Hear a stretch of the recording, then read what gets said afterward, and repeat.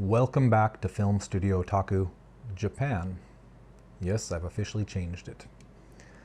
This is the Fujifilm GF 250mm f4 LMOIS WR lens for the Fujifilm G mount. It's a 197.5mm full frame equivalent with an aperture range of f4 to f32, which by my math is an f3.16 to f25.28 full frame equivalent. I've had this lens with this GFX 100S for a little more than a month now and easily shot 15,000 frames with it. Optically, this lens is amazing. It has very responsive autofocus and creates stellar images. The size and weight are very manageable at just over 1,400 grams. Coming from a Nikon 200 to 400mm lens, which is about 3.3 kilograms, it is much more compact and easy to carry around in a small backpack. And in a medium-sized backpack, it even allows for extra lenses and even extra bodies fairly comfortably. Really quickly, when you put the lens hood on backwards, you see it's really compact, genuinely compact for this type of lens. However, unfortunately, it's not so much of a joy for carrying around outside of the backpack. See this beautiful handle here, which is cleverly designed to come off completely? Voila. Well, let's put it back on here and I'll show you something. Let's do it carefully. So, though I've gotten used to it and maybe it's broken in a bit, the knob needs to be turned very tight. Yet initially it didn't really feel tight and there didn't seem to be an end point for tightening it. I was fortunate that I read about another with this lens who damaged it because of this.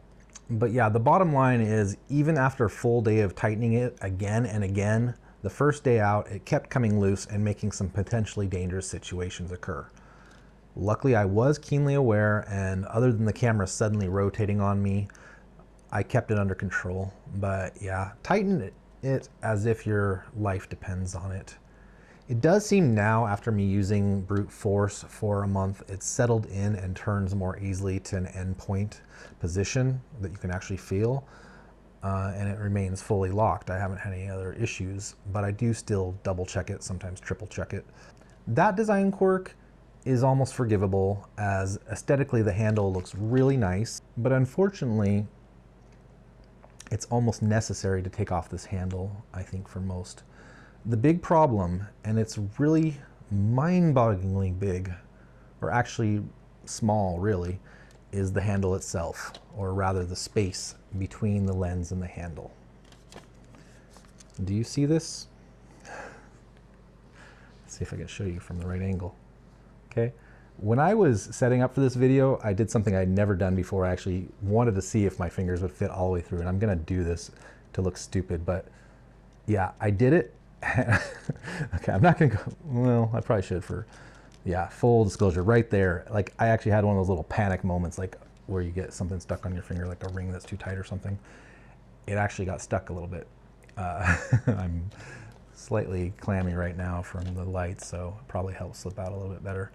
But yeah, it's really, you know, I mean, seriously, how can, I mean, can't get my hand fully into this. I've said it before, I have larger than usual hands, but I've given this to several cameramen, Japanese cameramen and women, and all of them can barely get their hands in there. What's worse is that even if I'm carrying it just up to these knuckles, right here is a very jagged aperture ring. So your fingers, my fingers, rub completely against that if I'm carrying this. So much so that the first day out that I took it all day, due to the constant rubbing against my fingers, it actually drew blood, and there's still a very faint scar there. Now, I don't know if Fuji was so preoccupied with the design of the release mechanism for taking this handle off, or if they secretly employed super small, super genius children to design their lenses, but it's so hard for me to imagine any scenario where this design gets the go-ahead other than from a visual concept art kind of point of view.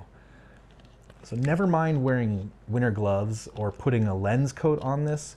With bare hands alone, for anything less than tripod use or carrying it 10 meters from your car to look out, this handle is not safe, in my opinion, to use in its current state. Additionally, pain in my hand from carrying my Nikkor 200 to 400 millimeter is nothing new to me, but this lens at half the weight is actually causing more pain due to this cramped space, which has me basically holding it on the end of 2 fingers here, not even getting fully in there. When I absolutely need to use it, I do this, but you know, it's really not comfortable. So this is worse than the issue that I detailed on the GFX 100S in my previous video, as that issue regarding the easily breakable or relatively easily breakable tripod thread mount depends on an impact. The issue with the lens handle is one of complete failure of design, which actually causes physical injury to your hands. And I think a product recall for this handle is necessary, and I implore Fujifilm to act quickly, as winter is coming. It's not a reference to that made for whatever HBO box office. No. But winter is coming, and there is no way for anyone except gray aliens and children to use this handle with gloves on. I hate to start my Fujifilm experience with 2 videos essentially calling out for recalls, but I fully plan to use this lens in harsh winter conditions here in Japan to capture some spectacular culture and scenery, and not being able to wear gloves and carry this lens safely in sub-zero temperatures by the handle is cause for me, you know, genuinely to consider whether or not it's really worth the risk, and whether I should just, you know, take out a Nikon or something else. Now for a little gushing of sweetness to help Fuji swallow the very bitter but very necessary pill. As I said, this is an amazing lens. Optically, the lens is perfect. I do wish it had a tad more bokeh in distances, but realistically, for the size, weight, performance, and uncompromising clarity and color rendering, honestly, I'm speechless here. It almost brings me to tears when I see some of the images from this. Not the tears of jagged metal cutting my knuckles, but tears of pure artistic appreciation. I do actually like metal aperture rings and metal lenses in general over the plastic builds coming out these days. And having an aperture ring at all is becoming a luxury that few will know seemingly here in the near future. And yeah, so it is a great, great lens. But I gotta say it, there's a couple more tiny pills here, jagged pills for you to swallow. The finish on this metal, this is just tiny. You know, I think there's a couple little specks where I've seen actually the silver shining through. Additionally though, the lens hood material, you can probably hear it during this whole video, it leaves a lot to be desired. It feels cheap, it's very thin, you can hear it even just rattling around. It has a lock, this kind of nice lock here. That's not it, that's the, I'll show you that in a second. But it has a nice lock, you know, it's nice that it actually locks on. Not only does it rattle around, it's gotten a lot of scuffs very quickly.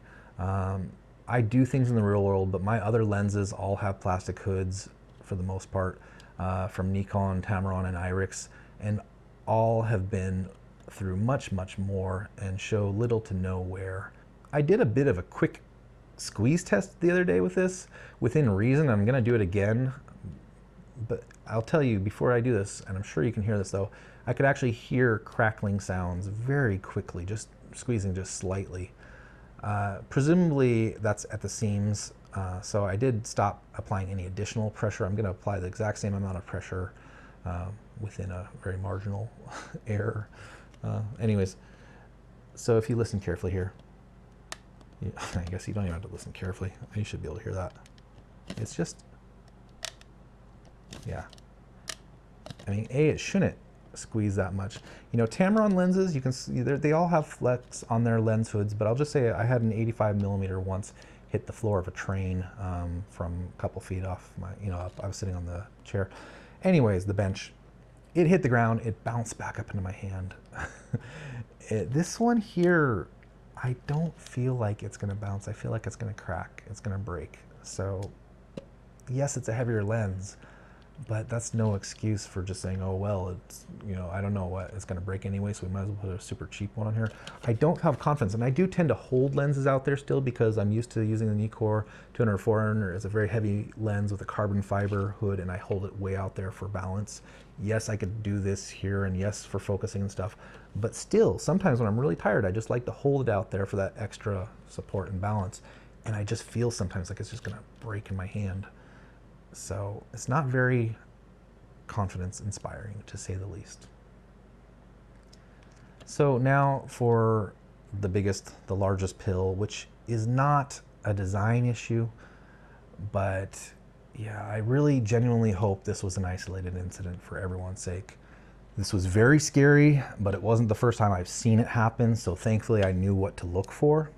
I had noticed during my third major day out with this lens, which was at the ocean photographing surfers, that the lens felt not as tight when mounted as original, and it seemed to be getting progressively worse throughout the day. Initially, I was scared that perhaps because I was struggling to hold it properly by the handle, the weight of the lens had stressed the mount, though my gut said at 1.4 kilograms, lens should never do that, especially on such a large professional mount.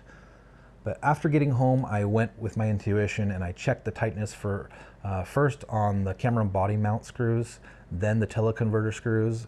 Both were fine. And then I got to the lens. On this lens mount, where it mounts to the camera, all 4 screws were so loose that they required nearly 2 full turns to get them tight. Initially, there was actually no real tension and they just turned very easily. This is not only scary because the whole lens could have fallen from its own mount onto a sandy beach or even into the water, but because it's quite possible that some thread damage was done during this loose period. After tightening the 4 screws, it was significantly improved, but it does not feel as tight as it did originally. I'm also concerned some humidity or other debris could have gotten in during the loosening of the mount. So I'll be talking to Fuji soon and asking for an inspection. I'm willing to accept and hope for others that this was an extremely isolated instance, but really it was shocking. For a mass production lens, I can understand it, but for the size, price, and presumably relatively limited amount of these lenses being produced, it is really surprising to me. If you have this lens, you may want to check carefully the tightness of these screws, especially if you feel any looseness when the lens is mounted. So to all the Fuji fans and Fujifilm themselves, I'm really not trying to down talk this product. And it's possible and hopeful I have the only copy in the world that had missed final inspection on these 4 screws, but holy shit. For the price of this lens, let alone the piece of art that it is, had this lens fallen from its mount into the sand while I was photographing surfers, my words would have been much stronger in this video. Fujifilm has made leaps and strides in mirrorless technology in the last decade, and I suspect this lens is just a sign of greatness to come, bringing medium format to a whole new level, opening up genres thought nearly impossible with this system. But quality control needs to be paramount, as does an improvement of the professional ergonomics. Ergonomics are much more important than image design, especially with this type of lens. I will absolutely be posting more photos and videos from this lens and showing just how great it is. Fujifilm, you did an amazing job with the optics on this lens and the autofocus system. And to be clear, I really do like this lens all around. I'm not selling it anytime soon. It's kind of my go-to lens at the moment. Fuji just needs to send out the replacement handles to existing customers and to shops as soon as possible, and maybe do some batch testing to see if there were others that went out with these loose screws. as one of these lenses hitting the ground would be a shame, as they're optical masterpieces, not to mention the owner could very well suffer cardiac arrest. So that's about it for this one.